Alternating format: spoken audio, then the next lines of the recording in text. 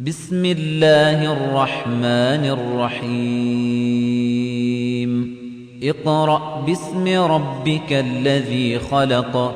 خلق الإنسان من علق اقرأ وربك الأكرم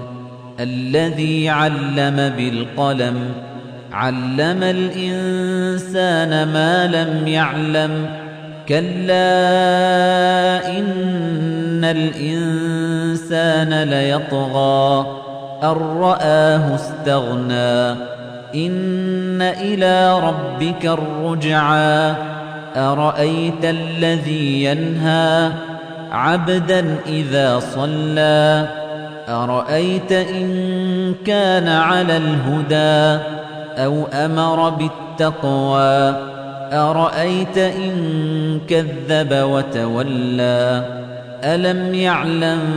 بأن الله يرى